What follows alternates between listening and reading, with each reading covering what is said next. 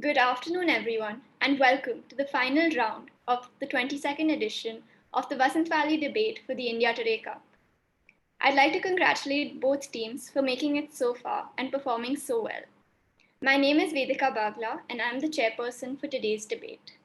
The motion for today's debate is this House supports the crowdsourcing of news via social media.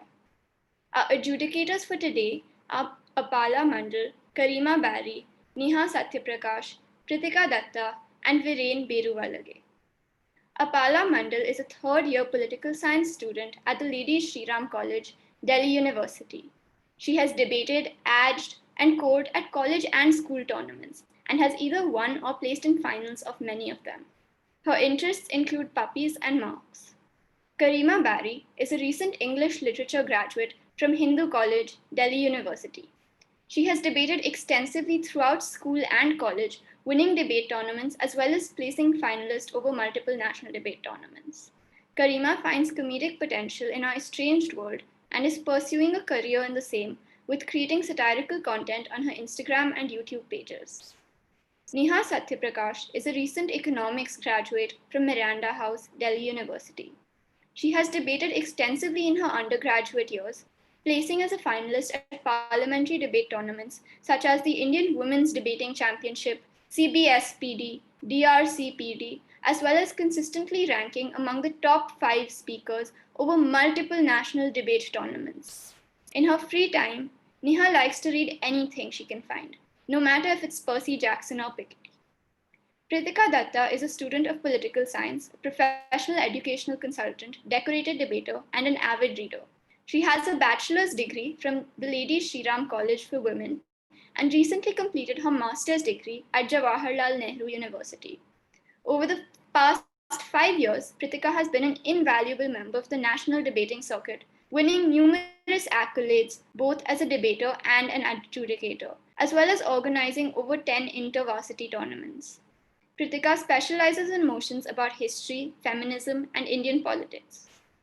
Our final judge, Mr. Viren Beruvalage, is currently Chief Whip of the Union Debating Society, University of St. Andrews, Scotland, one of the oldest English-speaking debating societies in the world.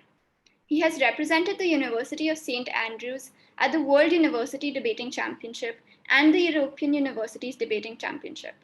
Throughout his high school and university debating career, he has over 40 top 10 speaker performances at various competitions and has over 30 judge breaks. Today, on side proposition, we have Vasant Valley School with Sana Sharma as the Prime Minister, Rishnav Thadani as the Deputy Prime Minister, and Ananya Malhotra as the Proposition Whip. On side opposition, we have Lakas with Zaina Shafkat as the Leader of Opposition, Shariar Ahmad as the Deputy Leader of Opposition, and Hamna Murad as the Opposition Whip. The rules for the debate are as follows. The lead speaker will open the team's argument inclusive of the team's definition of the motion, as well as giving specific speaker roles. The time for this is 6 minutes. The second speaker will develop the team's arguments inclusive of rebuttal. The time for this too is 6 minutes. The third speaker will further develop the team's arguments inclusive of rebuttal. The time for this is 6 minutes. The lead speaker or the second speaker will then return for a reply speech to sum up the team's arguments with a biased adjudication. The time for this is 3 minutes. To ask a POI, you can unmute yourself, say POI, and mute yourself again. If the speaker chooses to accept it, you can ask your question. If a POI is declined or ignored by the speaker, participants must wait a minimum of 20 seconds before asking again. The first and the last minute of the speech is protected. If a speaker's speech is interrupted due to no fault of their own as a result of weak internet signal or any other technical glitch, the adjudicator in the room will allow a grace period of 3 minutes for the student to reconnect and continue their speech.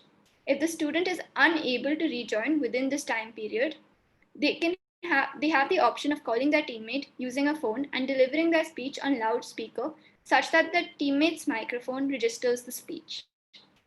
After 4 minutes, if neither of the above is possible, then one of the remaining speakers on the team will have to complete their teammate's speech.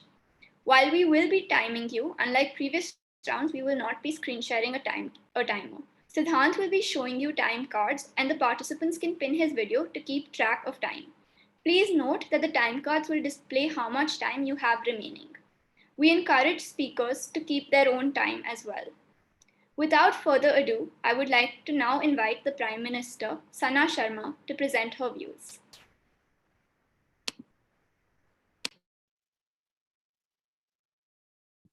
Am I audible?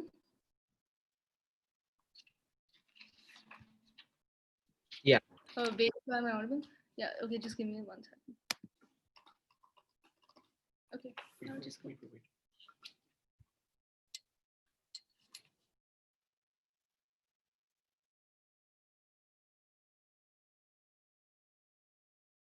Okay, Vedika, again, am I audible? Yes, you are. Okay, I'm going to start now.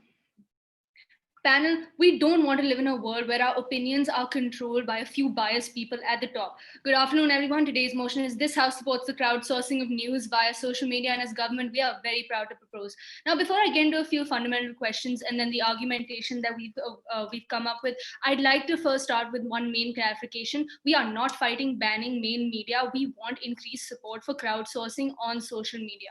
Now, coming to a few fundamental questions of this debate. Number one, what is the purpose of the news? We tell you that the purpose of the news is to inform citizens about global as well as local news in an unbiased manner.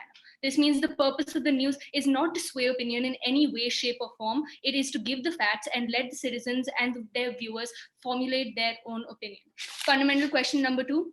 What is the status quo and the current manifestation of the media in today's world? We have many strands of analysis under this, and I'll be breaking it down for you. Number one, the media is untrustworthy in terms of the stories they promote. Why are they untrustworthy in terms of the stories they promote? Strand number one on this is that we have channels that have very clear ideological affiliations. We give you the example of Republic TV in India, and we give you the example of Fox News in the USA, which have very clear biases whenever they report something.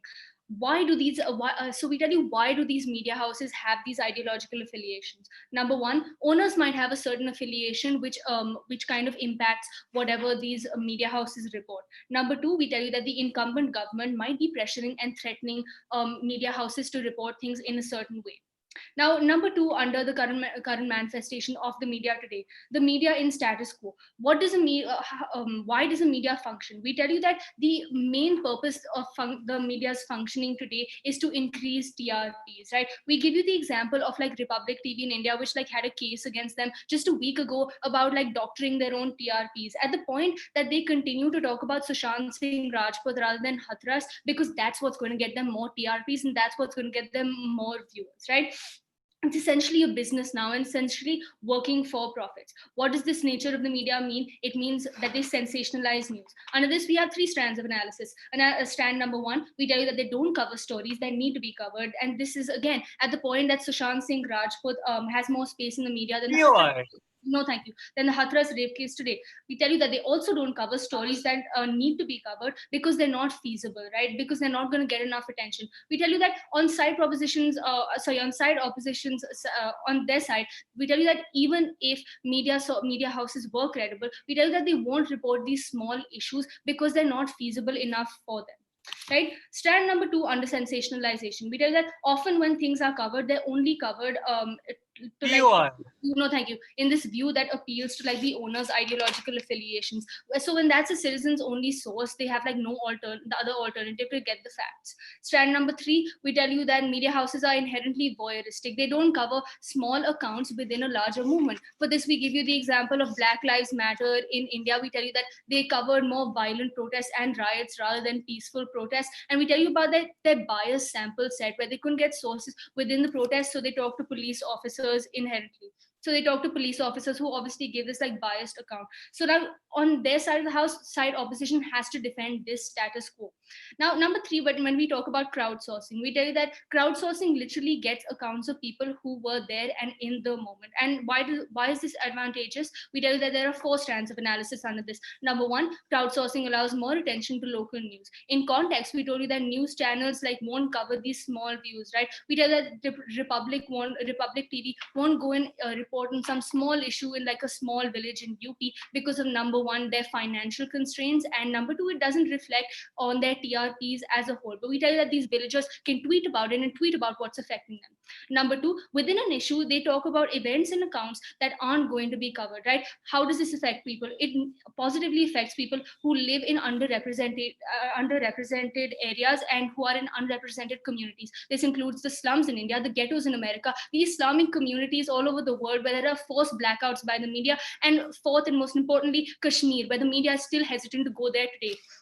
Now, strand number 3 on this, we tell you that they amplify voices of the oppressed, right? On our side of the house, a Dalit person can tweet about the duress that he endures every day. However, on their side of the house, we have Arnav Goswami kind of like disregarding all struggles of the oppressed Dalits in general, right? And we tell you that is not something that we stand for.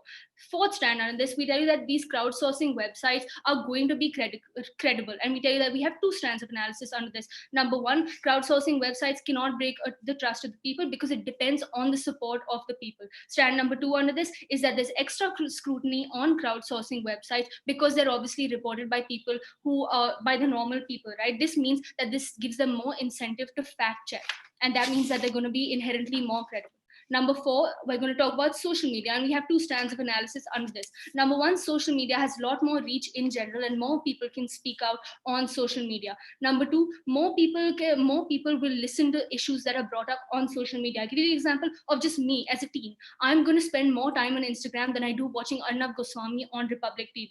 This leads me into our argumentation. Number one, into our principled argument on the right to information, right? We think that people deserve to know what's happening in their democracy. And the main clash of this debate is going to be which side gets this information to the masses better, right? And we tell you in their paradigm, they need to argue for a world where crowdsourcing does not exist. And on principle, both sides have to argue about which side gets more credible information available to the masses. And on that reason alone, we think we take this debate already told you about how crowdsourcing is going to be more credible. And we have second and third arguments as well, which my DPM speaker Rishna will be expanding upon. So therefore, we tell you that we are very proud to propose, and their metric today is which side gets more credible information to the people. And on that, we think we've taken this debate. Thank you.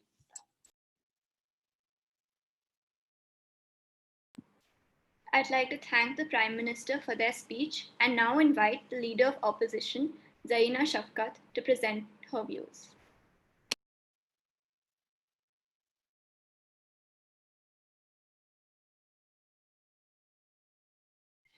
Am I audible? Yes, you are audible. Okay. I'm going to start in 3, 2, 1.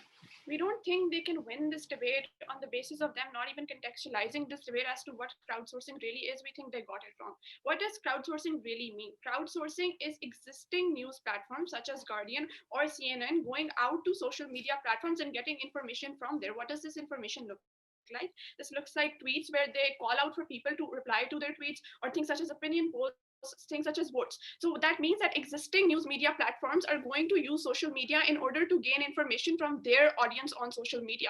So when they point out all these harms of affiliation and of those relating to news media platforms being so bad, we don't think that's what this debate is about, because that still exists on their side. But even then, let's refute some of their ideas. They said that these news media outlets are very biased, and that's somehow something that's really bad. Understand that policies in the current status quo exist to mitigate that. We can see this in policies such as in the UK, where you cannot have biased reporting on TV. Secondly, they said that affiliations are something that is so bad, and then you have biased information. Firstly, these affiliations will still exist because you still have those news media platforms that Guardian is going to use that information, but Guardian is the one that is going to report or make articles out of that information, so that will still exist. But secondly, we don't understand why affiliation is such a bad thing within the first place. They need to explain that to us. But then they talked about minorities and as to how you're not going to get information from minorities. We think you're still going to get that information because the purpose of news media outlets is to get as much information as they can, and they would still want that, so they will still go out and look for information from minorities, and the rest of their case directly clashes with our positive case. So let's move on to that. We have two line of arguments. Firstly, the idea of the nature of news and how they're hurting it within their case, and secondly, the idea of as to how you're hurting the integrity of journalism and as to how that's so important within the status quo. So the first argument, which is the nature of news and how they're hurting it. Over here, we need to understand the news is something that's very important, and they can see to it that news is very important. You form very crucial decisions such as voting decisions based on this information that you get from news. But what is the purpose of news within the first place? The purpose of news is A, quality of the news that you're getting, B, authenticity, and third, representativeness of the news that you're getting. We'll tell you as to how on all of these metrics no thank you on all of these metrics, how they fail when they're doing crowdsourcing. Why? When we've already clarified that by crowdsourcing means that if CNN has a Facebook page, they're going to upload a Facebook post that we need information. Do you agree with this view or do you not agree with this view? And then people will reply to them, respond to them, and they will use that information for the reporting of their articles. Firstly, we tell you this is not representative. As to how it is not representative, we think the size of people, no thank you, that are going to be responding are not representative on three bases. Firstly, because this is only going to be get responses for people who have access to the internet, people who are using social media in order to engage with news, but thirdly and most importantly, people who are specifically from those ideological camps, which means that if you have a page for CNN or if you have a page for Fox News, if Fox News uploads a tweet as to whether what you think about Green New Deal, do you think it's a good thing or a bad thing, the people that are going to respond to that news are going to be people who are essentially from the right-wing part of the society. So 60% of your people will say, we don't think the Green New Deal is a good idea, because they are the people that the Facebook algorithm is giving that tweet to, because they're already right-wing people. So we think that is a bad thing, because now you're going to take this information and generalize this to the vast majority of people within your society, because you're using that information as a basis of this news. We think that is not a good thing. But secondly, we also tell you that this is also problematic in terms of representativeness because of null results. So we tell you, when you have things such as yes or no polls, or even when you have questions where you're asking as to whether you think the Green New Deal is a good idea or a bad idea, people who hate the Green New Deal will say we hate it. People who love the Green New Deal will say we love it. But people who are on the middle of the spectrum, who are indifferent about it, aren't going to say anything about it, which means that all of these people who are indifferent about it, people who think it's fine, it's okay, they're okay with it, you're not going to take that into consideration. And we think this is a huge chunk of your population, and we think that opinion is very important in terms of research and in terms of you getting conclusions out of it. So we think that is bad. What's the impact of this? The impact of this is that you're going to get wrong results, you're going to generalize it to your vast population, you're going to cause even more polarization within society, but most importantly, you're going to cause hysteria and wrong divisions within society. We don't think it's a credible source. But on a second level of authenticity, no thank you, that we're talking about social media outlets. This means things such as Twitter, things such as Facebook, which means that people can create fake accounts, but also people can create several accounts under one name, which means that they can misconstrue information, they can give out fake information, and it's very hard to then regulate this information. We've seen that in the status quo, when you have things such as fake news on Facebook in terms of the US election, Facebook couldn't do anything about it because of how vast it is as a source. We tell you that because of that, it's very, very hard to regulate such information. No thank you. And we've seen that within the case of such as Boston bombing, where because of social media, you got to know that it's an Indian person, even though it wasn't an Indian person. We think this is something that causes xenophobia, hysteria within society. We don't want that.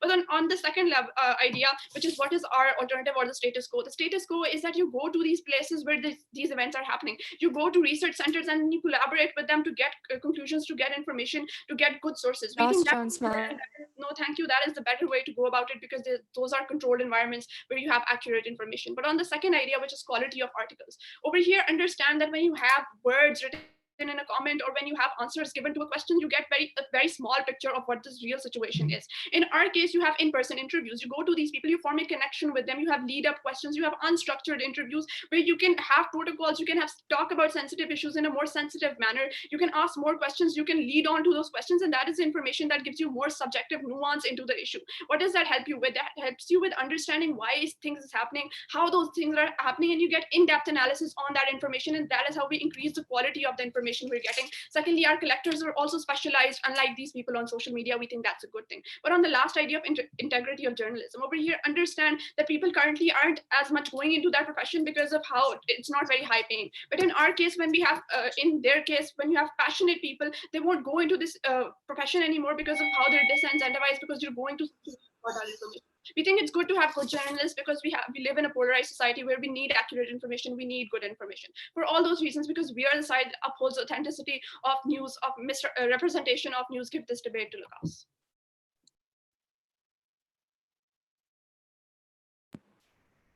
I'd like to thank the Leader of Opposition for their speech, and I now invite the Deputy Prime Minister, Rishna Thadani, to present his views.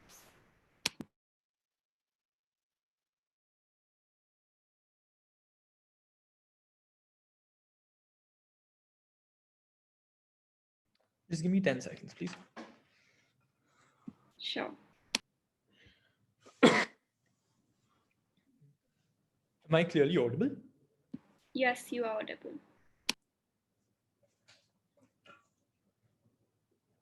Look, two clashes in this debate, which I'll be addressing in a bit. But first, let's talk about a clarification, because team opposition have tried to squirrel this debate when they've said that crowdsourcing is only about like Facebook polls, right? We tell you it's about citizens on the ground going ahead and reporting. It's about them putting up tweets and Instagram stories, and then sources like Grosswire covering it, right? That's what this debate is about. That's why they have to argue it. They can't say that Fox News puts up one Twitter poll and that's what crowdsourcing is. Don't let them run away with this debate. Two things in this debate then, right? The first on the idea of which side gets better, more accurate news, and the second on what impact the sort of news stories that are put out has on it, right? So on this first idea, like let's deal with the attacks that they brought on our case, right? Because we told you extensively about the way that these news sources have affiliations, right? Their only response to that is, why is that a bad thing? Sana told you, but let me reiterate, right? First reason why that's a bad thing, right? We tell you that that means that it's going to be biased news, right? You won't have Republic TV going ahead and speaking out against the government at the point that they have a clear affiliation with the government, right? You won't have Fox News speaking out against Donald Trump at the point that they have a clear affiliation with Donald Trump, right? That means that a large part of your population that watches these news sources in the first place won't get this other side of the story, right? At the point that they don't get the other side of the story, they don't know what's happening, right? They have a really biased picture. They're looking at it from a biased lens. And at that point, we think this sort of news isn't good enough, right? We think that that's a tangible harm that they need to talk about, and they can't just say affiliation is not a bad thing, right? Because when that's somebody's only source of news, as has become with many news sites, we think that that becomes harmful, right? But secondly, on this idea of minorities, right? Because we told you extensively why it's important to cover minorities and why minorities aren't covered by many news, by like mainstream news sources, right? And why aren't they covered, right? We tell you that something like Fox News, which inherently like is for that white American, isn't going to go ahead and go into the ghettos, go into the Bronx, and talk about the struggles that are being faced by the African American community, right? We don't think that Republic TV is going to go ahead and talk about the struggles that like Muslim Indians were facing due to the discriminatory policy that was brought about by the BJP, right? At that point, we think that these these crowdsourcing sources become a unique way for these people to have their voice heard, right? Because we think that anybody can go ahead and tweet from the Bronx and say that this is the sort of injustice we're facing, right? We think that anybody can post an Instagram story. We think that uniquely we give them this voice that side opposition failed to give them, right? But then finally onto this idea they bring up about the nature of news, right? Because they keep saying that like news is that the news here is not representative of samples, right? That it's that like samples here are extreme, etc. Right? Crowdsourcing gives you like extremely polarized news, right? Why is that not true, right? Two things. First, they try to debate this in absolutions, right? They don't debate this in a comparative, because we tell you it's a whole lot worse on their side of the house at the point that news sources have a legitimate incentive to sensationalize stories in the first place, right? We tell you that on their side of the house, they're getting a lot more polarized news stories at the point that the only thing that Fox News is going to talk about are Hillary Clinton's emails, right? It's going to be extremely polarized. It's going to be extremely polarized at the point that all Republic TV talks about is how Sushant Singh Rajput's case wasn't a suicide, but it was a murder, and gives very singular perspective on this, right? That's the point in which we think that like it will be polarized, right? But why do we actually think it's going to be better in our paradigm, right? We think that in our paradigm, when crowdsourcing, you can have the voice of anybody, right? We think that Grosswire can amplify the voices of a lot of people, right? We think that uniquely Grosswire can also allow like voices of individuals like at protests who aren't violently protesting, right? Because we think I'll take you in a bit. We think that uniquely, we think that mainstream news sources, because in their bid to sensationalize, they'll often look to like talk about the violence at a protest, because that's what's going to get them views, not talking about how people peacefully protested for change and how like they were ignored, right? That's not what's going to get them TRPs. So we think that that's going to get ignored, and they're going to talk about the sensationalized version of the news story. We think that with crowdsourcing, you can have people coming up and saying, hey, I went to this protest, it was peaceful, we went and we talked about this issue, we chanted about it, we don't think that there was adequate change, but we're going to be there again tomorrow, right? That's the sort of centrist news story that they keep talking about being important, which we get uniquely on our side of the house, which they don't get, right? We deal with this polarization significantly better, right? But finally, on this idea of like going to research centers, etc., right? Which is something that's really problematic, because we don't think that that's a burden at all in this debate, right? We don't think that we want like research papers written on the basis of crowdsourcing news, right? We think it's a way of getting information. We don't think that that should be the only information pool when like somebody's trying to write their thesis, right? We think that you can still have like policy research centers. We just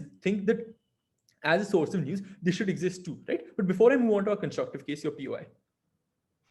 It is believed that tweets that are more sensationalized generally have more popularity. In a world where you crowdsource via social media, why are you not more likely to gather information that is more sensationalized?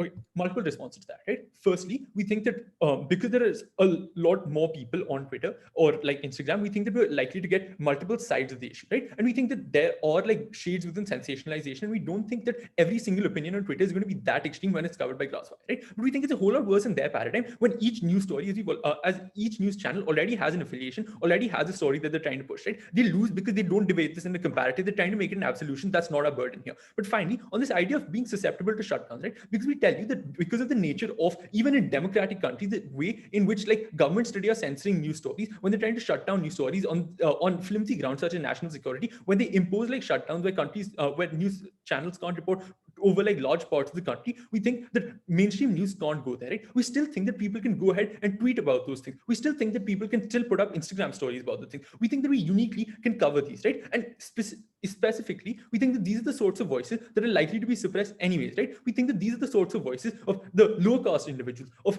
religions who are always oppressed, right? It's about the Muslims, it's about African Americans in the US. We need these voices to be covered, and they don't cover them.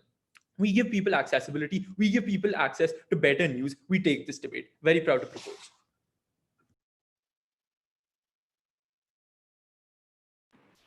I'd like to thank the Deputy Prime Minister for their speech, and I would now like to invite the Deputy Leader of Opposition, Shahryar Ahmad, to present their views. Right. Am I audible? Yes. Can I start?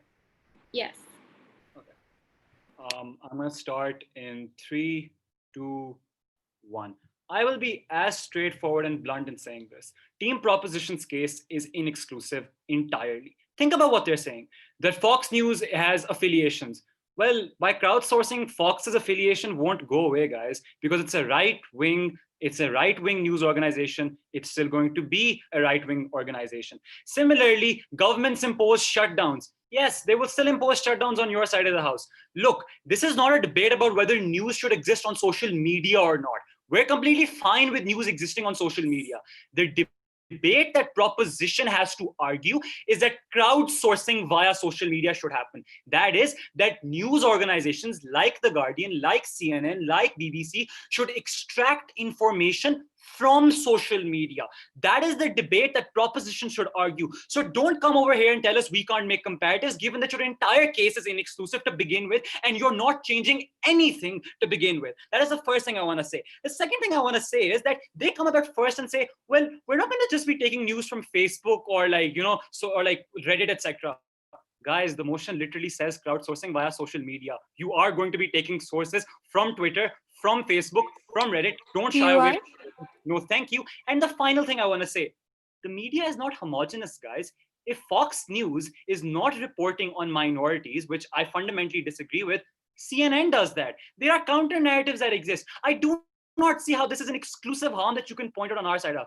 The fundamental thing I want you to understand, panel, is all of government bench's case is inexclusive. They are not changing anything, and that is what is important. Having said that, two things. Number one, crowdsourcing hurts the quality of news. Two, and the integrity of journalism. Firstly, how does it hurt the quality of news? Proposition says they have affiliations, and affiliations will mysteriously, magically just disappear on their side of the house. First and foremost, I fundamentally disagree with the premise that affiliations are bad. If I were to ask you right now that the Green New Deal is good or bad, no one can give me an objective answer, because there is no objective answer. Affiliations are important. You have right-wing camps, you have left-wing camps. But note, the media is not homogenous. There is far left, for example, there could be far left in the form of Vox. There could be center left in the form of CNN. There is centrist in the form of BBC. No, thank you. There is center right in the form of, let's say, like Fox News maybe, and far right in terms of, let's say, Alex Jones. The point being, affiliations are not bad. We think affiliations are necessary because not everything is objective. It is essential to know what the opinion of that side is. But secondly, if your problem at proposition is that affiliations are bad, you don't solve it, guys. You make it worse. And I'll tell you why. Because social media is not representative. In fact, social media accounts, for example, a form of crowdsourcing is opinion polls. Let's say Fox News puts out an opinion poll. Who likes Fox News? Who follows Fox News? Not left-wing people, right-wing people, because Facebook gives them that news via its algorithms. What does this mean? This means affiliations are likely to increase on proposition side because the social media is not representative, because social media only gives news to people, the news they want to see, which means affiliations are more likely on their side of the house rather than our side of the house. But that's all they said. Notice that on sensationalism, we also told you that social media, or like the news that becomes popular on social media, is generally news that is sensationalized. For example, if right now I write a tweet with like 7 curse words, or if I write a tweet that has strong rhetoric, my tweet, no, my POI, no, I'm kidding. My POI or my tweet will be more popular than another tweet. The reason for that is because my tweet is more sensationalized.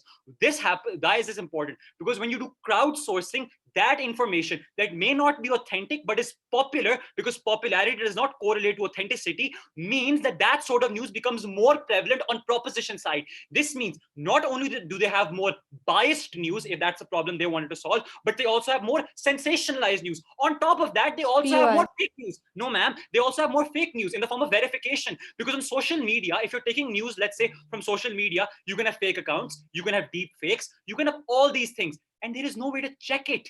The problem then becomes that in that instance, you can't verify. And this is important because in the status quo, you'll note something really, really important. The Boston bombing happened, and through social media, I'll take you in a moment, people, news media organizations said it was an Indian person who caused the bombing because they crowdsourced. You can have panic, hysteria, false news. They give you no response. We expect an answer, third proposition. But before I get on to the second idea of the integrity of journalism and quality of news, go ahead.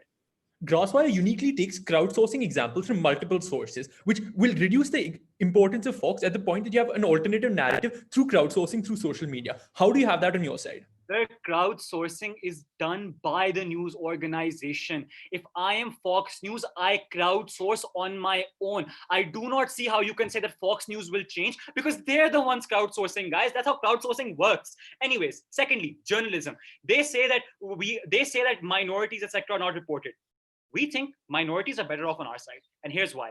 Because on their side of the house, there are opinion polls. That is to say, you ask minorities for their experience. But there's a fundamental difference, panel, in going and sitting with a person from a minority and asking them. You have an unstructured interview. You can deeply empathize with them. You can form a connection with them, which means the op-eds and the articles you write are much better. They're more nuanced. On their side of the house, their experiences can never be felt because it's literally a screen and a tweet and a Twitter poll. This means their interests, the interests of Black people, the interests of people who are minorities are better catered on our side because you sit down and talk to them, because journalism, our alternative of conventionally crowdsourcing, of going to people on the ground and not through social media, is much, much better. Vasant Valley's entire case was an inexclusive case. We point out exclusive harms, and more importantly, we give you a case they don't engage with. We unambiguously take this entire tournament.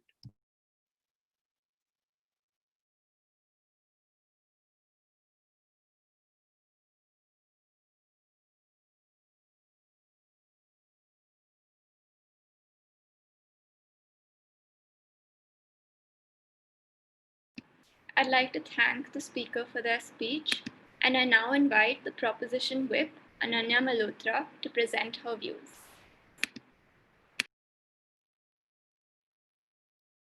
Am I audible? Yes. Okay.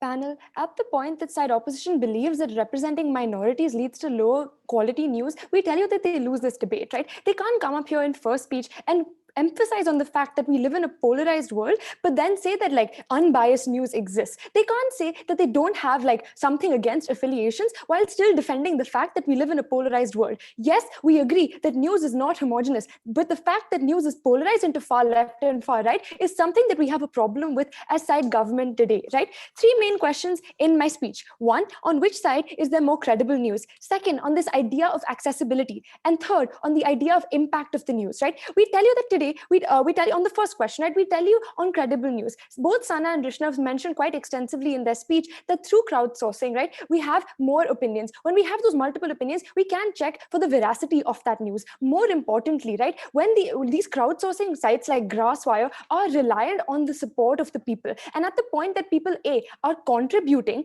and B are like feeling represented, they will be supporting, right? They're not going to put forth like fake news. We don't think that stands. We tell you that fake news is something that is present on their side of the house. At the point that Arnab Goswami can chant drugs though on national TV and think he's providing the world with like important information, we tell you that they lose this debate, right? More importantly, on this idea of sensationalization, we tell you that sensationalization is present on their side of the house. Now, why is that? Because both Sana and Rishna characterize that the media cares about its TRPs. The media wants to profit. It is something for profit. It does not provide us with unbiased news anymore. And at the point that they are earning money by sensationalizing news, we tell you that that's something that is present on side opposition, right? They haven't countered this. Instead, try to talk about like Fox News and stuff. But we tell you that in this motion, even if we agree that like the definition of crowdsourcing is what they've claimed it to be, we tell you that it isn't. But even if it is, we are exclusively representing the minorities, right? No one is going to go venture out into like these lower class ghettos and like Kashmir, for example, and find out news, because these news agencies simply don't want to waste those resources, right? We tell you that they haven't countered that on their side of the house. We talk about giving that representation to the minorities, something that they refuse to engage with and rather pin the blame on us, because even like the news of minorities that makes it to like these media platforms is highly sensationalized. Again, no reply on that. Rishna mentioned again, no engagement from them on that part, right? Because today the definition and like the very crux of this debate is about agencies like Grasswire, right, that look at social media, that amplify the voices of the minorities, something that they have not acknowledged in any of their speeches today. We hope we see some acknowledgement in third op, right? Moving on to this idea of affiliations, right? Side opposition came up and said, oh, like we don't mind affiliations, right? We tell you that that's completely like against this defeat of the polarized world that they're fighting for, right? Because affiliations exist due to polarizations. Sana mentioned in her speech about a few things that contribute to the polarization. She talked about the incumbent government. She talked about the owner's bias. She talked about the fact that like the privileged people will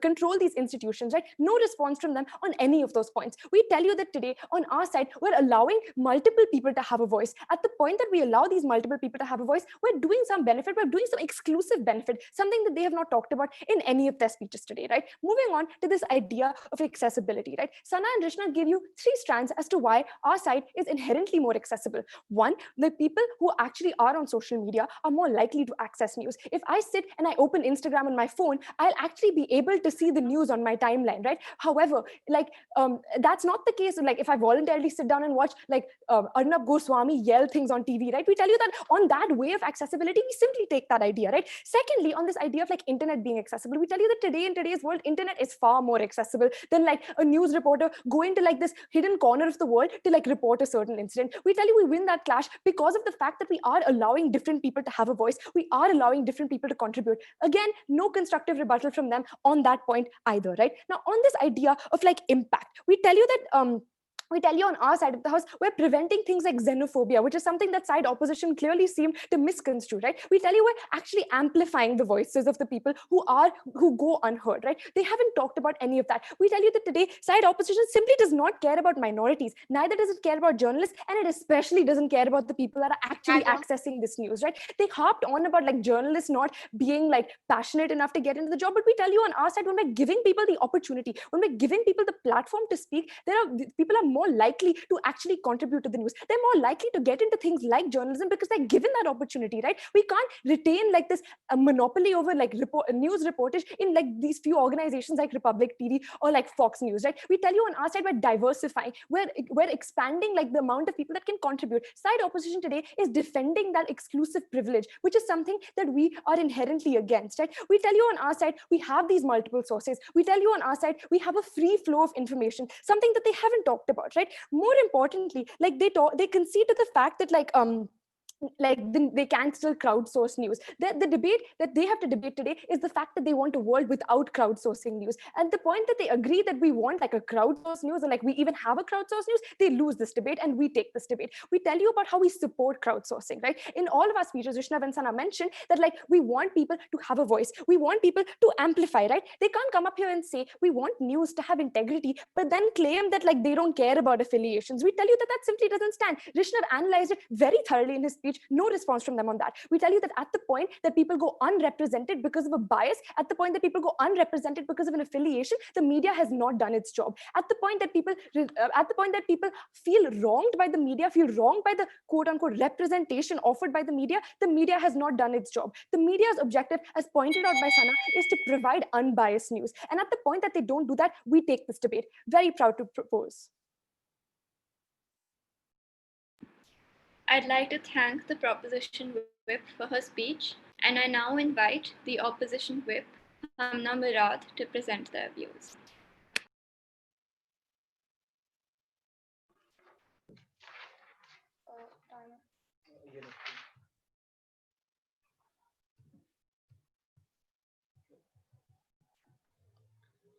Am I audible?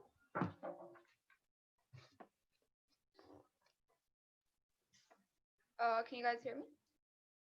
Yes. Okay. I'm going to start in 3, 2, and 1. Look, note that the entirety of side proposition's case rests on the idea of where news are better, whether it's on social media or whether it's traditional news. The debate is not about that. The debate is about crowdsourcing in particular, and whether that's better on ground or on social media. So all of the harms that they point out about how the government is going to pressurize your news companies, or how there's going to be lots of bias towards a certain ideological camp, or even to the extent of them saying that there's going to be far more accessibility on social media, none of these stand because they're inexclusive harms that can be reached on either side of the house. It is not about whether you can access these news or not. It is about news going out and asking people for their opinions, gathering data for their opinions. And the debate is simply about where the gathering of data is better, whether it's on social media or whether it's on ground. How do you ask these people where is that better off?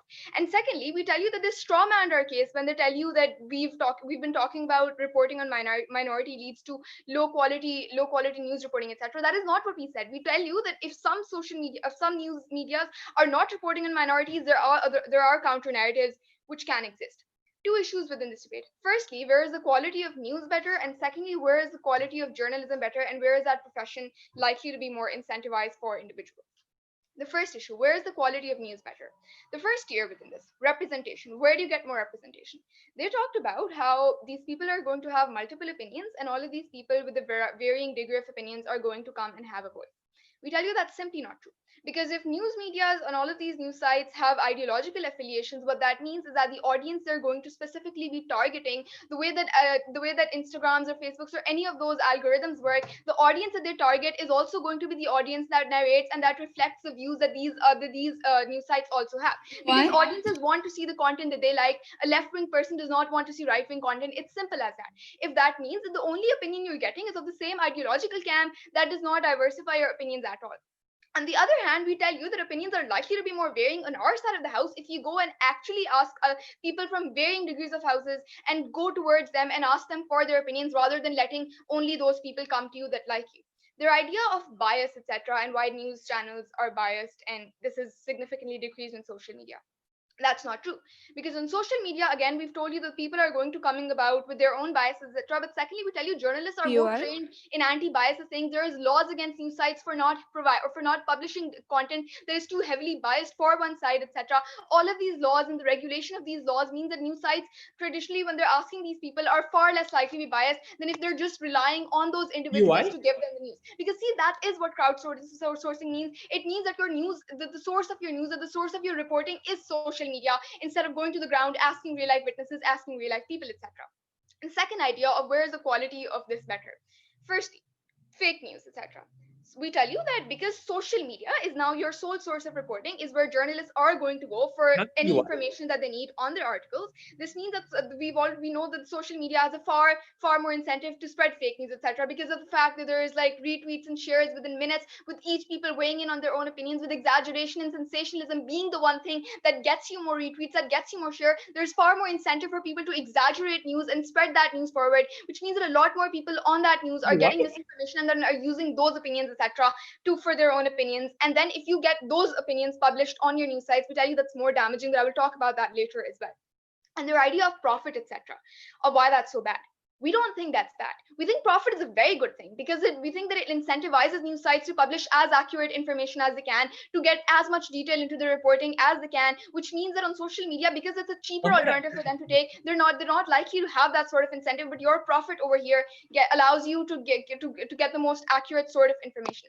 And here's where we also talked about moral grandstanding, etc., of why certain things are likely to get you more retweets, and therefore individuals are likely to sensationalize their opinions, sensationalize their news only so that they can get a more say within the news channels.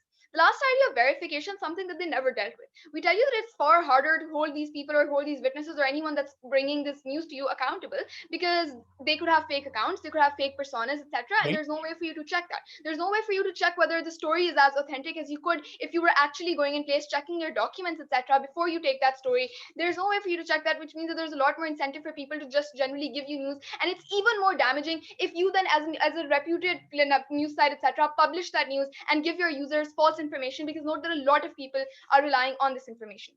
The second issue within this point. Where is journalism better? Actually, before that, yes. How likely are anti-bias laws to be implemented when the bias is towards the incumbent government in the first place? Look, sir, we think we've seen this in the case of a lot of news sites already. There's a lot of anti-bias laws that these news sites traditionally follow these laws as well, because they want to get profit, because they want their users to view them, because they have to present the more biased sort of information, because they have to present the most neutral sort of information anyways. On the contrary, we tell you biases are far more likely to increase on your side of the house, because there's not as much fact checking as there could be on our side of the house, even by your government, etc. The second issue, where is journalism better off? They talked about the idea of minority communities and how journalists wouldn't go into that. That's simply not true, because we know that a lot of news sites, etc., do report into these minority communities, because that's also going to get them traction, etc. But also the entire purpose of journalism is to go to underhanded places and report towards that, and a lot of journalists are incentivized to go to these places as well, which is why they also have an incentive to go to these communities. Also, the last idea of competition: if one site isn't reporting on something, you have more of an incentive to report to that, so you can get more users towards your site as well.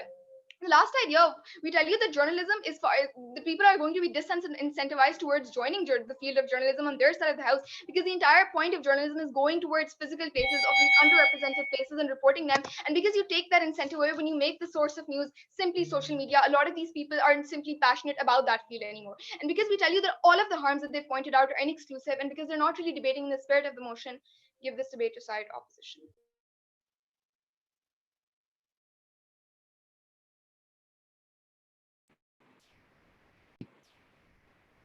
I'd like to thank the opposition whip for their speech. We will now hear the reply speeches after a common minute. We will be screen sharing a timer. I would like to remind all participants that the reply speeches may only be delivered by the first or second speakers, and there will be no points of information. Each speech will be for 3 minutes.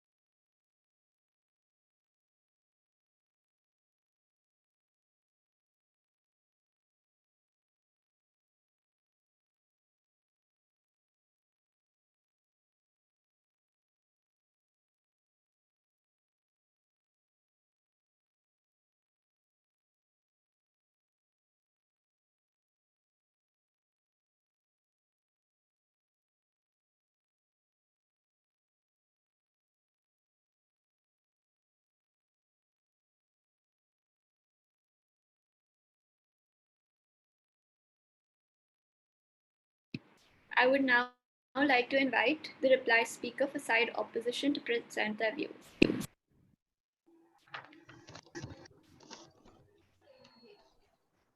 Am I audible? Yes, you're audible. All right, I'm going to be starting in 3, 2, 1. Panel, I want you to ask yourself a question. Proposition said currently news media organizations have affiliation, they are profit hungry, and they are pressured by the government. For a moment, ask yourself, will Fox News on their side of the house be owned by Rupert Murdoch? Yes. Will Fox News still have journalists like Chris Tucker? Yes.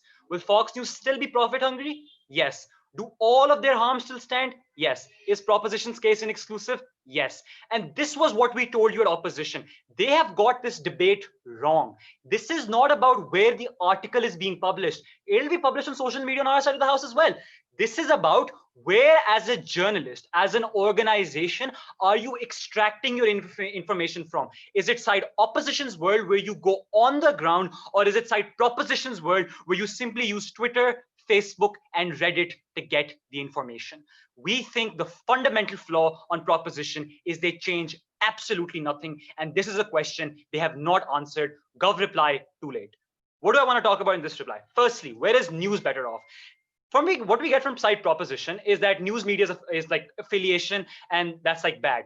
Firstly, we tell you that laws exist to ensure that news is not you're not lying, that you are not, and in the instance that you do so, you will be held accountable by other news organizations who call you out. So if Fox News says X thing and they're lying, CNN will call you out, which means this happens very less. But secondly, we told you affiliations are not bad. If I ask you right now, is abortion good or bad? No one can give me an objective answer. That is why you need to have ideological camps when you're reporting. Just because news is biased does not mean news is false. Sometimes news, not in all cases, is objective. Sometimes you need opinions, and that is perfectly fine. But if affiliation is bad, it increases on their side, because social media is not representative. If I, Fox News, give an opinion poll, the people who are going to answer that poll are people who are right wing, which means affiliations are likely to worsen on their side of the house. But more importantly, so is sensationalism, because on social media, the most popular news is not also the most authentic news. So for example, if like the Sushant Singh Rajput's suicide is something these guys think should not be reported as much, here's the thing: people on social media reported more, which mean on their side of the house, this will be reported more. At the end of the day, their harms are exacerbated. But secondly, we told you about the quality of news. When you have opinion polls and when you have like these sorts of polls and you're asking people on social media, that intensity of understanding and connection never happens. You don't go and meet them. This means the quality of journalism is significantly lower. Compare this to sitting with that person, having an interview, asking them their experience, versus having a Twitter poll which says yes or no, where you can't even see the person. Finally, they gave you zero response to the idea of verification, where they didn't even tell you what if things are not verified on social media, which happens. They are deep fakes, they are fake accounts, all these things, no response by them. At the end of the day, the trophy may have the name Vasant Valley on them, but we're the ones who are going to be winning it.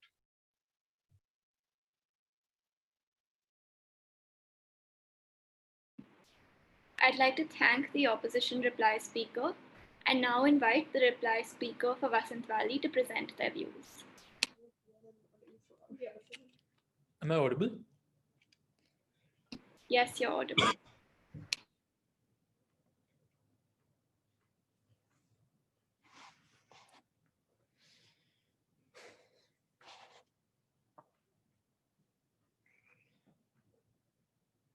Look, team opposition have tried to squirrel this debate. They've tried to make it about something that it's not about. They've refused to engage with our definition, and they still think that they have a chance at winning. Let's deal with the issues that have come up in this debate, right? And we'll engage with them, even though they've refused to engage with us and come up with some completely false definition, right? Because we repeatedly told you why crowdsourcing is about sites like Grosswire and not about Twitter opinion polls. But 3 questions in this debate, right? Firstly, on the idea of bias and where is it more, right? And under that, whether affiliations are good and bad and what happens with that profit and money making incentive, right? And lastly, on the impacts that I'll be talking about at the end, right? So firstly, on this idea of bias, right? Where they've lost this debate as a whole, right? Because they say that bias is bad, guys, and like we want to make traditional news unbiased, but then they also say, hey, affiliations aren't a bad thing because you can be you can have affiliations, but that news will still be fine, right? Except we tell you that that affiliation means that you will often falsify news stories, right? You paint it in language that makes it seem like it's something that it isn't, right? But worse, we think you often suppress news stories that are important and you don't let them come to light, right? And uniquely, we think that these news channels claim to be unbiased, right? That's the biggest harm that comes about, right? Because Fox News claims that it's providing unbiased news and that everything else is fake. At that point, bias becomes something that's a massive issue, right? We exclusively tell you that we reduce the importance of things like Fox News when we have things like Grousewire. We tell you why that's exclusive on our side. They refuse to engage with that, and that's why they lose this debate, right? But secondly, onto this idea of a profit incentive, right? Because they keep talking about sensationalization, and why that's likely to happen in our side of the house, right? We've responded to this in second speech and third speech, right? We've told you why sensationalization happens because there's a profit incentive, because Rupert Murdoch's entire empire is built on the media, right? We don't think that an individual who's tweeting about an issue because they feel strongly about it and is earning nothing from it is going to sensationalize an issue. They're going to do it because they actually care about that issue, right? That's the point at which we have less sensationalized information. We have less sensationalized information, and I've told you this in second and third speech, when we have 500 people talking about it, when we have multiple opinions and not just one anchor in Fox News talking about it. That's the point at which you reduce sensationalization. And they say verification doesn't happen on our side, and that's a problem, right? Three responses we've given you to this, right? We've told you why news sites do it, right? And Sana's told you why they have an incentive to do it, because they depend on this credibility, because people are inherently less, like, people have like questions and they scrutinize crowdsourcing sites in the first place, right? But secondly, we tell you that when there are thousands of people reporting, we cancel out fake news in the first place, right? Because sure, there might be one or two fake accounts, but like with thousands of accounts reporting, we won't have that, right? And finally, on this flimsy idea of an incentive to do journalism, right? Because we told you why people like will still want to do journalism, right? But if we take them even at their best, we think it's a lot more important to give people accurate news when they're forming opinions instead of having like three more journalists. That's really not a big enough benefit for them to take this debate. And finally, where we've run away with this debate, right? We've told you how even in democracies today, governments are censoring news media, how they're shutting down platforms, how they're shutting down mainstream media, or mainstream media cannot function and report on important issues, right? We've told you why crowdsourcing uniquely changes this, right? We've told you how the most oppressed voices, the African Americans in the US, the Dalits in India, can talk through these sites, right? We've told you why that's important, why their voices need to be amplified. They've never responded to this. We've taken this debate in that count. Very proud to propose. I'd like to thank the reply speaker from side proposition, as well as all the other participants, for an excellent debate, and now want to invite the adjudicators to present their feedback.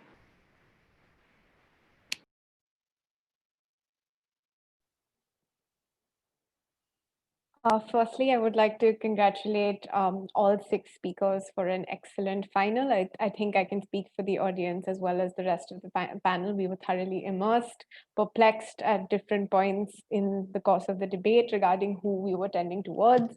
And I must say it was an extremely enjoyable debate to watch. From a motion clarification perspective, the motion, this House supports the crowdsourcing of news via social media. Crowdsourcing as a concept is the obtaining of information. So this can be done by individuals or organizations. So even though it was quite enjoyable to see teams fervently debate what crowdsourcing as a concept could entail, we think that the debate was largely a wider debate about where and how we as individuals obtain information, where organizations get information from, where is the emphasis, what is the priority, and more questions like that, which came up in the course of the debate. Firstly, I would like to congratulate teams for going beyond horizons to think of innovative argumentation for this debate and this dilemma. So on side government, what really resonated with me was the emphasis that was given on the mass proliferation of news to gain a voice, to have that platform. And that kind of passion, not only in the debate room, but outside in the world, is something that we need in the world that we see and in the prevailing circumstances all over the world. On side opposition, the way the team was trying to probe the vision of journalism they want as a realm, the kind of ethic that they want, I think that is an admirable question to ask. That is something we should all dwell over, that as paradigms change, as technology progresses, do notions of fixity that we associate with journalism, do they really need to change? And these are not just debates to make, like arguments to make in a debate, but I think these are larger apparatic questions that we can all dwell over as an audience, as spectators, and things like that.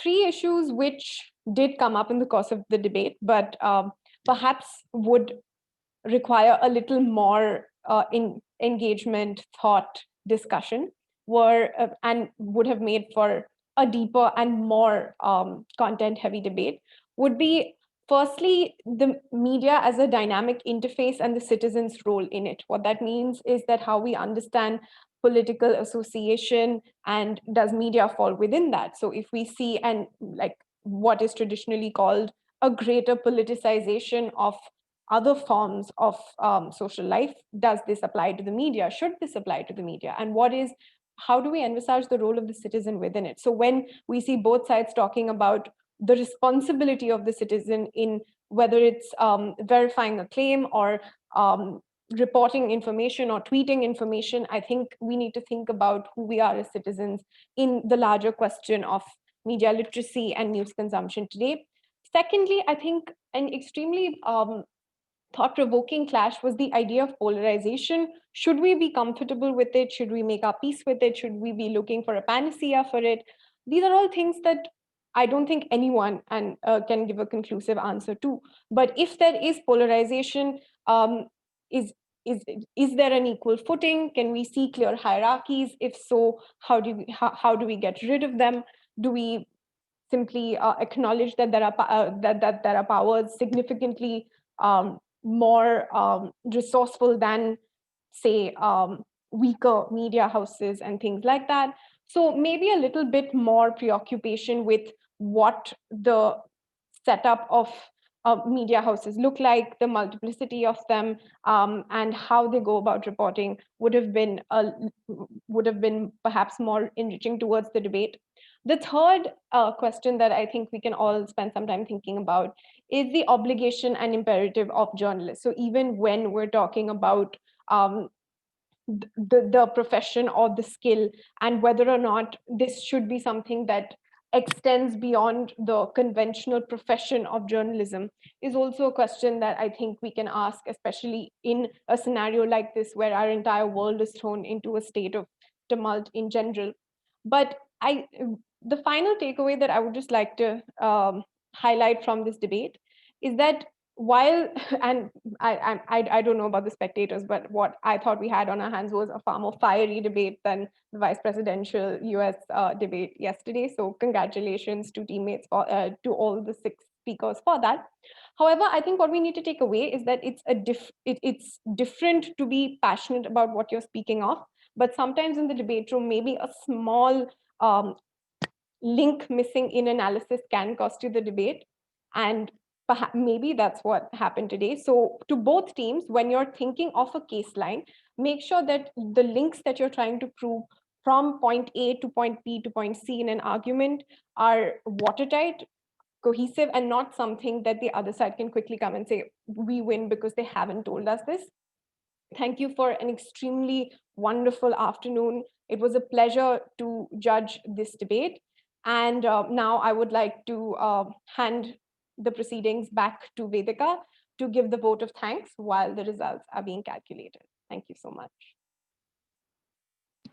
As we near the end of the 22nd edition of the Vasant Valley debate for the India Today Cup, I'd like to take a moment to thank everyone for joining us here today. We're very grateful to the adjudicators for taking our time and giving us their excellent and extensive feedback, the student volunteers, technology department, and English department for helping us conduct the event, and of course, all the other students and teachers from other schools for helping us make this event a success. We hope to see all of you next year. And without further ado, I'd like to hand over to Mrs. Puri to announce the results.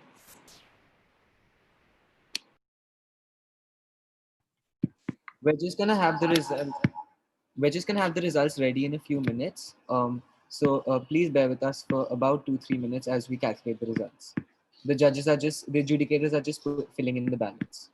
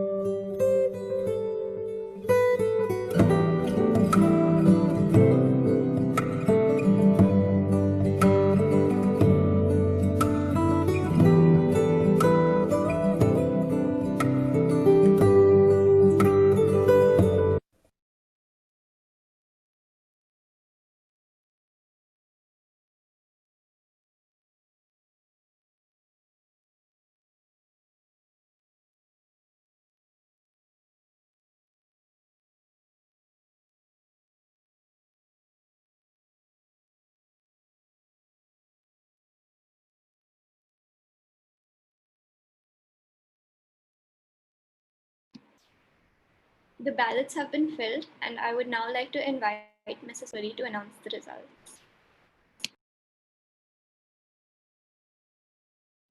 Mrs. Puri is just facing some internet issues, so just give us a minute of time. She's just logging in again.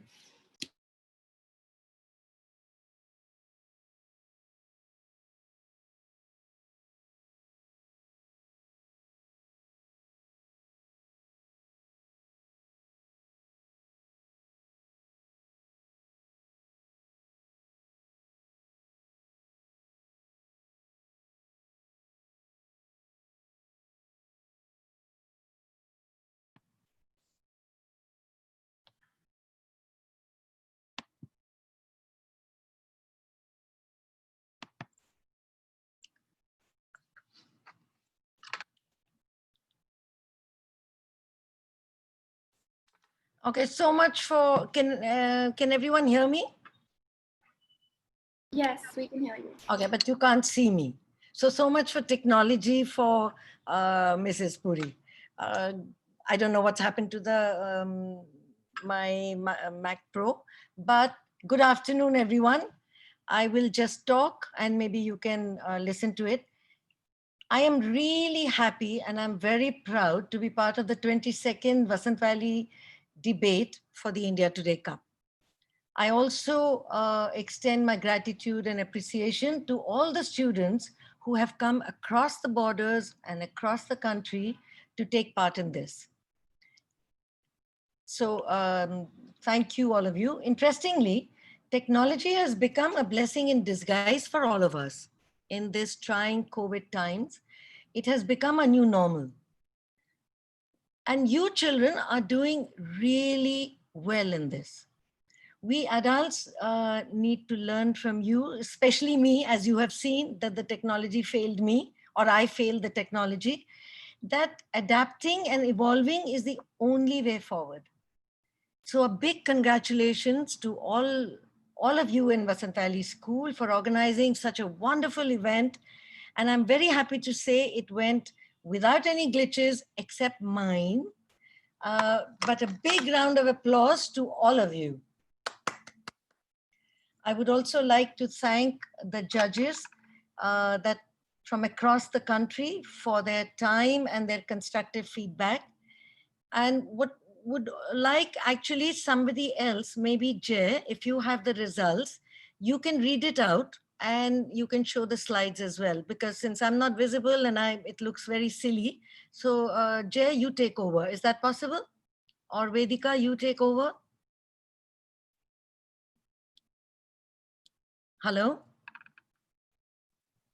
Yes, ma'am. We're just going to announce it. Okay, so just take over and thank you very much, all of you. Vedika, can you announce the results? We're just sending it to you.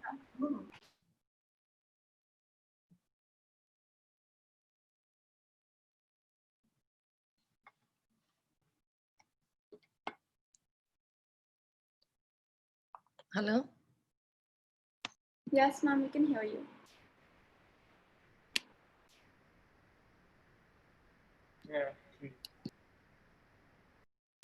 Just give us a minute. We're just going to send the results over to Vedika. Then we can announce it.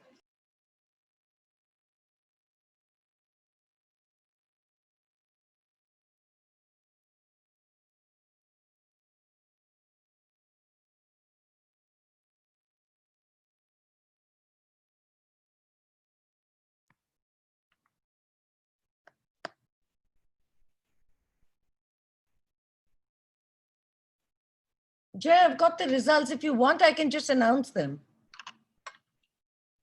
And you can show the slides. Yes, ma'am, you can announce it because we were screen. Okay, so I'll announce it.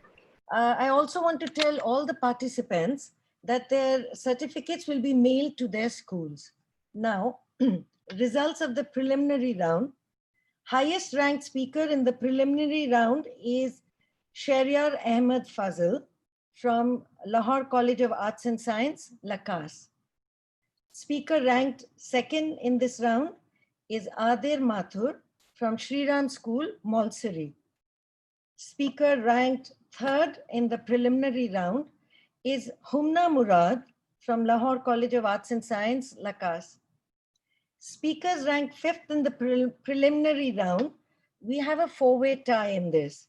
So it is Zaina Shafkat from Lakas, Drisha Dadhij from Shivnadar School, Shriyas Sharma from GEMS Modern Academy, Dubai, and Ayushman Kher from Vasant Valley School.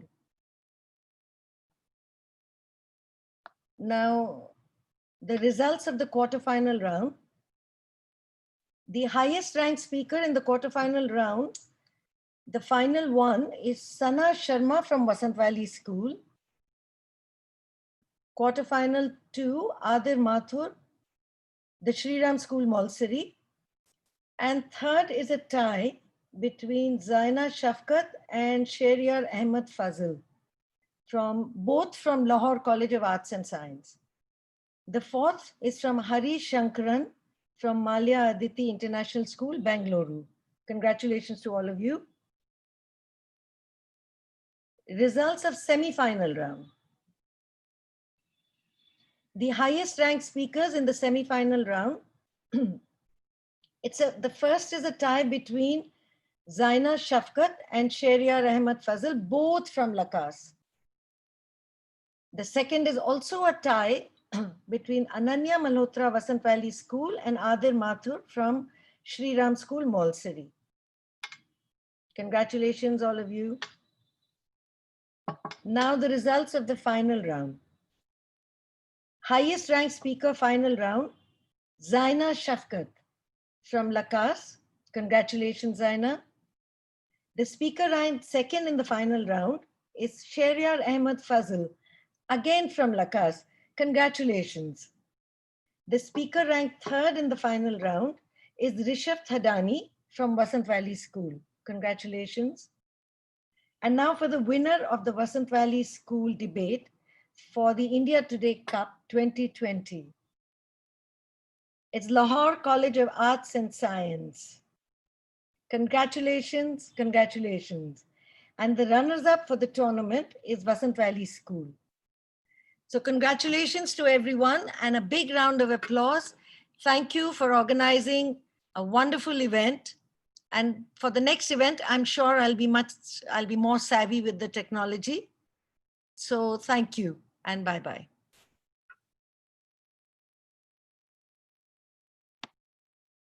Thank you to everyone for joining us today. We'd like to have a huge round of applause for everyone.